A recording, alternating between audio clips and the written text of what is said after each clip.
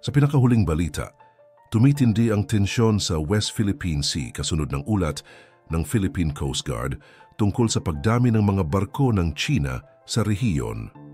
Ang mga ito ay lumalapit ng husto sa coastline ng Zambales na nagdulot ng agarang aksyon mula sa ating Coast Guard. Naiulat na ang isa sa mga barko ng China ay umabot na sa 60 milya ng dagat mula sa kalupaan ng Pilipinas, isang mapanganib na distansya na nagudyok sa Philippine Coast Guard na mag-full force deployment upang masiguro ang ating seguridad. Sa kabila ng limitadong puwersa, tumugon ang BRP Cabra, isa sa mga patrol vessels ng Pilipinas, sa hamon. Nakipagtagisan ito sa mas malaking barko ng China o ang China Coast Guard vessel na may hull number 3103.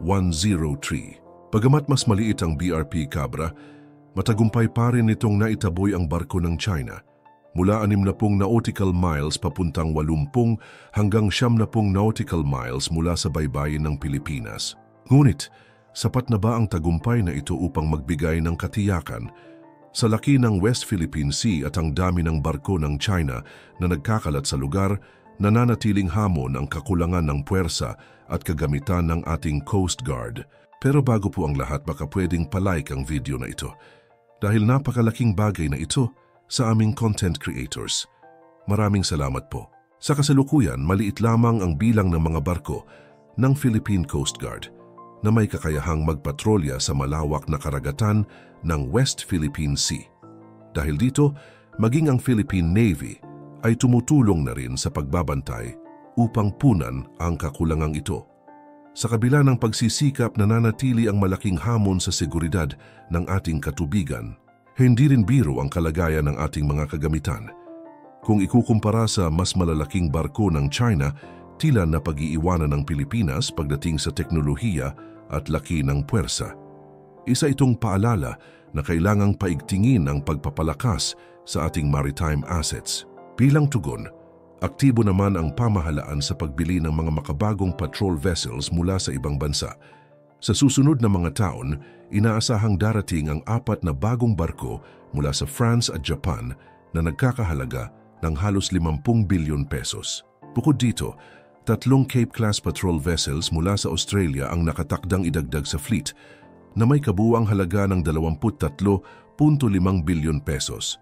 Ang mga bagong barkong ito ay moderno at armado, isang mahalagang hakbang para mapalakas ang kakayahan ng Pilipinas na protektahan ang sarili nitong teritoryo.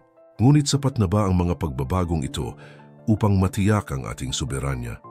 Hanggang kailan natin magagawang ipagtanggol ang ating karapatan sa West Philippine Sea laban sa mas malalaking puwersa tulad ng China? Ang Pilipinas ay puspusang nagpapalakas ng kakayahan nito sa seguridad, lalo na sa harap ng mga tensyon sa West Philippine Sea. Kabilang sa mga plano ng gobyerno ay ang pagbili ng 2 Guardian-class patrol vessels mula sa Australia.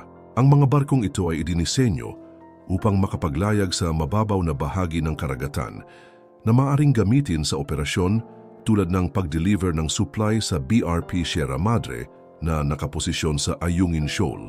Kamakailan, nagpahayag ang pamahalaan ng France ng kahandaang tumulong sa Pilipinas sa pagbili ng mas maraming barko. Sa pamamagitan ng financing o pagpapautang, maaari itong makatulong upang mapabilis ang modernisasyon ng Philippine Coast Guard. Bukod sa BRP Gabriela Silang, may potensyal ding makakuha ang bansa ng mas malaking patrol vessels tulad ng CSF OPV na angkop para sa pangmatagalang pagbabantay sa karagatan. Ngunit nakasalalay pa rin ito sa desisyon ng pamahalaang Pilipino. Handa kaya nating tanggapin ang alok ng France? Ang ganitong oportunidad ay maaaring maging mahalaga sa pagpapalakas ng ating depensa, ngunit nangangailangan ng mabilis at masusing pagdedesisyon.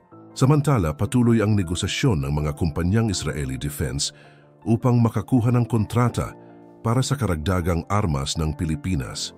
Sa kasalukuyan, bibili ang Philippine Army ng 12 Atmos 2000 self-2000 propelled howitzers mula sa Elbit Systems ng Israel.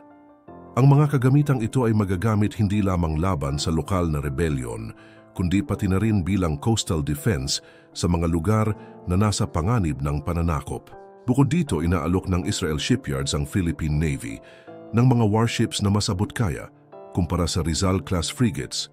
Ang mga murang warships na ito ay maaaring magbigay ng mas maraming option para sa ating hukbong dagat habang patuloy na pinapalakas ang depensa laban sa mga banta sa karagatan. Malaki rin ang papel ng coastal defense equipment sa estratehiya ng bansa upang ipagtanggol ang soberanya nito. Ayon sa ulat, handa ang Israel na magbigay ng lahat ng kinakailangang kagamitan ng Pilipinas para sa coastal defense, lalo na sa harap ng lumalaking tensyon sa pagitan ng Pilipinas at China.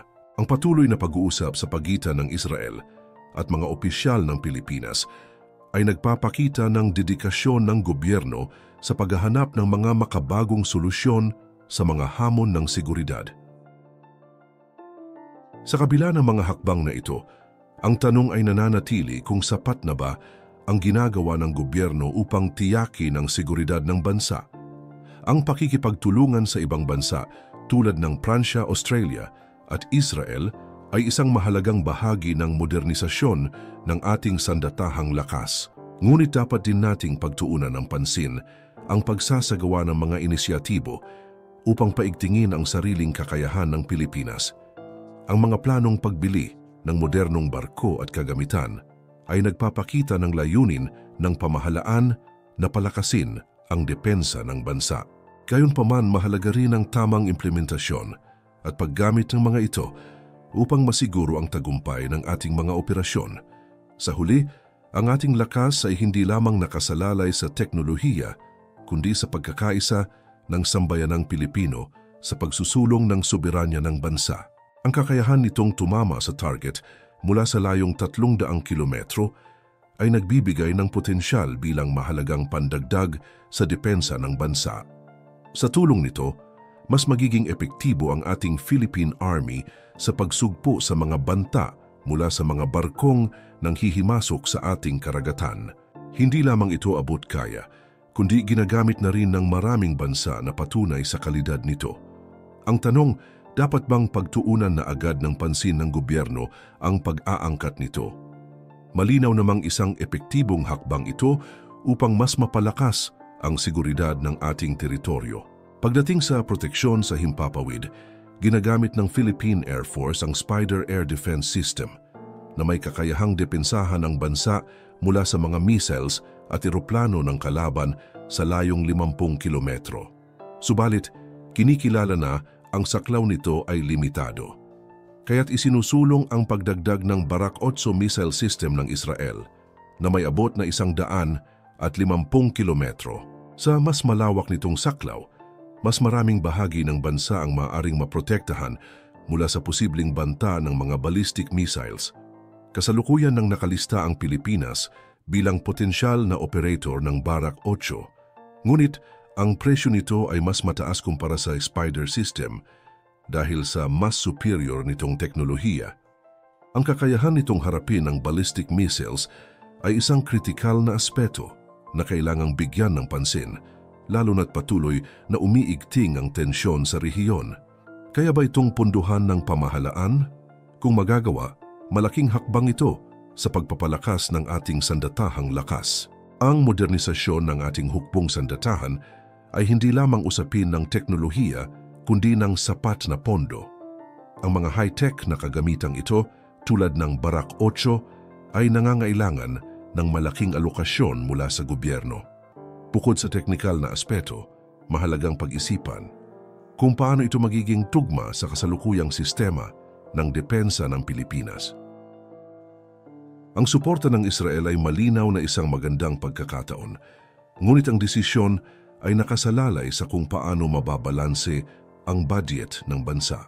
Sa kabilang banda, maaaring maging oportunidad din ito upang ipakita sa mga kalapit bansa na ang Pilipinas ay seryoso sa pagpapanatili ng soberanya nito. Sa patuloy na lumalalang sitwasyon sa West Philippine Sea at ang mga hamon ng modernisasyon, kinakailangan ng mas mabilis at konkretong aksyon mula sa pamahalaan. Hindi maikakailang ang pagpapalakas ng depensa ay isang mahalagang bahagi ng pagtatanggol sa ating teritoryo. Ngunit nakasalalay ito sa tamang desisyon, sapat na pondo at mabilis na implementasyon.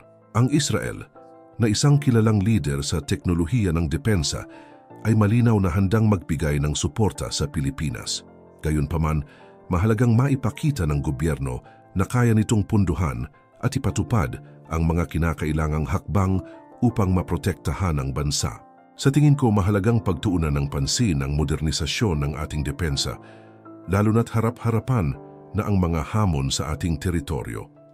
Ang suporta mula sa ibang bansa tulad ng Israel ay isang malaking oportunidad, pero dapat din siguraduhing handa ang ating gobyerno sa pagpaplano at pagpopondo. Ano sa tingin ninyo? Dapat bang unahin ang pagpapalakas ng depensa kahit na nangangailangan ito ng malaking pondo? I-share niyo ang inyong opinyon sa comment section down below at huwag kalimutang mag-subscribe para sa mas marami pang usapin.